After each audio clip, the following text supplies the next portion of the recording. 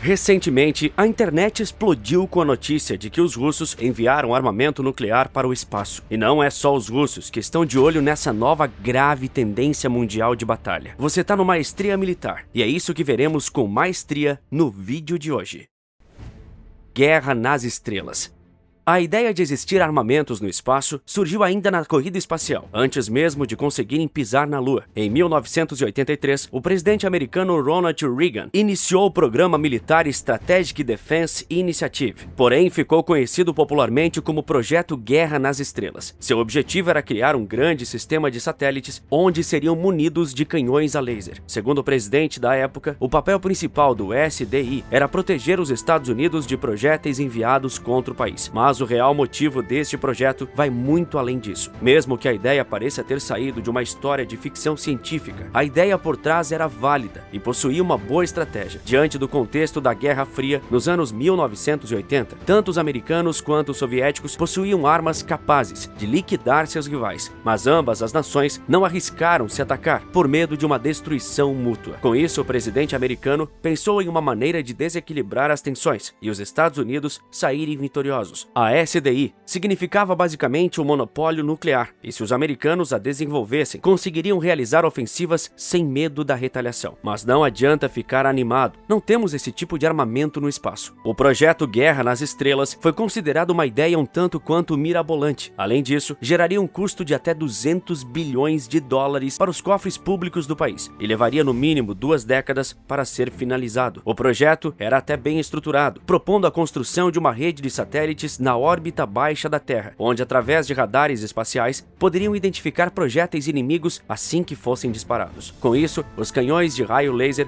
ou até mesmo projéteis destruiriam os artefatos. Porém, por ser considerado um projeto muito ambicioso e existir uma grande barreira técnica e científica na época, o projeto foi arquivado em 1993 por Bill Clinton. Mas esse programa ajudou muito na evolução tecnológica, já que uma parte de suas pesquisas e estudos estava focada na miniaturização de componentes eletrônicos. Mas apesar de ser considerado algo impossível, em 2001, durante a gestão Bush, o programa foi reaberto, mas agora com o nome de Agência de Defesa de Mísseis e mudando seu foco para sistemas de defesa antimísseis balísticos, localizado no solo e não no espaço. Porém, vale ressaltar, ele só foi reaberto por conta de uma pequena vitória. No ano de 2000, a empresa TRW construiu um armamento para os governos dos Estados Unidos e de Israel. O custo inicial dessa arma foi de 450 milhões. E apesar de tudo, durante o teste, a arma perseguia um projétil Katyusha com seu radar e o destruiu com um raio laser de altíssima energia. Porém, apesar de passar nos testes, nunca tivemos informações que elas tenham sido usadas em algum caso. Em resposta, a URSS lançou o Polius, uma nave espacial não tripulada. Ela era guiada por laser e munida de ogivas nucleares, sendo assim capaz de realizar um bombardeamento direto do espaço. Porém, pouco tempo depois, ela foi derrubada. Não sabemos o motivo até hoje. Alguns dizem que foi um acidente ou falha técnica. Já outros afirmam que foi algo planejado pelos partidários que buscavam o fim das tensões. Mas vamos ver outros tipos de armamentos e entender sobre o caso atual também.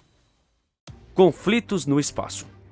Como te disse no início, a ideia de utilizar o espaço como arma já foi usada diversas vezes. Por questão disso, em 1967 foi criado e assinado o Tratado do Espaço Sideral, onde proíbe qualquer país de ser dono de planetas, mas o principal deixa vetado qualquer utilização de armas de destruição em massa, tanto no espaço quanto em corpos celestes como a Lua. Este é o único motivo pelo qual até hoje não existe esse tipo de armamento em órbita. Sem contar também na dificuldade. Se colocarmos satélites em órbita que estão carregando mísseis atômicos, a probabilidade de utilizá-los em solo é baixa, pois ao ser disparado do espaço, a reentrada na atmosfera pode causar a explosão da ogiva, mas mesmo após a reentrada, seria muito difícil atingir o alvo, pois a velocidade e o atrito com o ar faria o projétil perder massa e, consequentemente, a ogiva iria disparar novamente. Mas existe uma utilização válida, que seria a utilização contra satélites inimigos. O principal motivo da utilização desse tipo de armamento não é a sua explosão, e sim o segundo impacto, quando o ar se expande e sai destruindo tudo. tudo. Porém, no espaço estamos no vácuo, o que impede que isso ocorra. Então, qual o motivo de utilizar uma ogiva desse tipo no espaço? A real é que a explosão atômica gera ondas eletromagnéticas, o que iria desativar vários satélites ao redor. Com isso, caso ocorra um conflito em terra, esse tipo de armamento pode ser usado para retirar toda a comunicação das tropas, o que iria proporcionar uma vantagem enorme. Mas o que poucos sabem é que existe um outro projeto de armamento espacial, onde, diferente dos mísseis nucleares, eles podem atingir o solo e até mesmo ser utilizado para atingir bunkers a mais de 2.000 quilômetros abaixo do solo. Esse projeto recebeu o nome de Cajado de Deus e, por não se tratar de uma arma de destruição em massa, ela não foi banida pelo Tratado de 1967. O projeto se tratava de um arsenal espacial de superbombas que utiliza unicamente a gravidade e a massa para funcionar, sem a necessidade de explosivos. Mas você deve estar se perguntando como isso iria funcionar. Bom, basicamente estamos falando de energia cinética. Se recordarmos, grande parte dos armamentos utilizam esse tipo de energia, com munições, flechas e até canhões. Mesmo sem a carga explosiva, a energia cinética pode gerar uma grande destruição ao ser dissipada. Para ilustrar melhor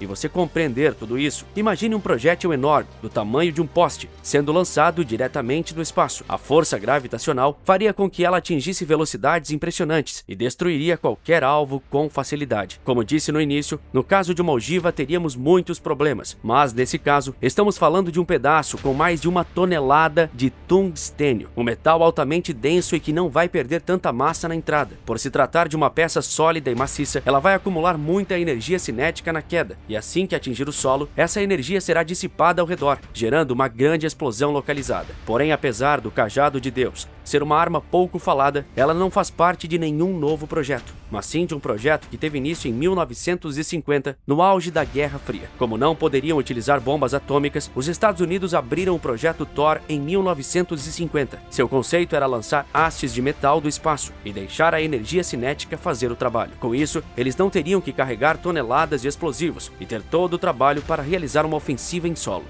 As hastes de tungstênio, quando lançadas do espaço, podem alcançar até 32 vezes a velocidade do som. Isso torna esse tipo de projétil indestrutível, sem contar no seu poder de penetração no solo. Apesar desse tipo de arma nunca ter sido usada, o cientista e matemático Travis Taylor realizou diversos experimentos buscando descobrir a força média desse projétil. Segundo informações do projeto, as hastes eram feitas com carboneto de tungstênio e tinham aproximadamente 8 toneladas cada. Isso geraria em torno de 98 gigajoules no impacto. Para comparar, um rifle atinge no máximo 8 joules. Com isso, você já pode imaginar a destruição que essa arma causaria. Com as hastes chegando a uma velocidade acima de 12.000 km por hora, ela seria capaz de atingir o solo e perfurar até 4 km.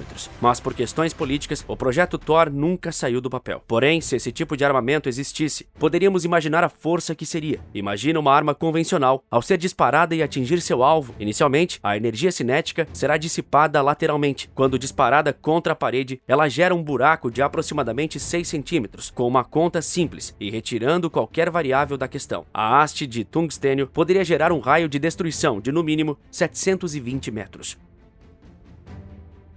Porém, mesmo não possuindo esse tipo de armamento, Dmitry Rogozin, o chefe da Roscosmos, ameaçou os Estados Unidos. Por conta das sanções que os americanos colocaram sobre os russos, o chefe da NASA Rússia ameaçou realizar uma ofensiva com energia cinética. Em seu Twitter, ele disse que poderia desorbitar um satélite ou até mesmo uma base espacial e fazer chover detritos nos Estados Unidos e em qualquer outro país que estivesse contra os russos. Além disso, ele publicou a seguinte frase: "Se vocês bloquearem a cooperação conosco, quem evitará que a ISS realize uma órbita descontrolada e caia nos Estados Unidos. Com isso, podemos imaginar o grande impacto, se tratando de um artefato com mais de 500 toneladas. Porém, vale ressaltar que ela iria se despedaçar ao fazer a reentrada na atmosfera. Com isso, teríamos diversos detritos espaciais, diversas pessoas ficariam feridas e vários locais seriam destruídos caso isso ocorresse. Seria um dano muito superior a uma haste de tungstênio. Mas, além disso tudo, existe um outro projeto, conhecido como HARP, uma arma capaz de gerar terremotos, tsunamis e inundações. Porém,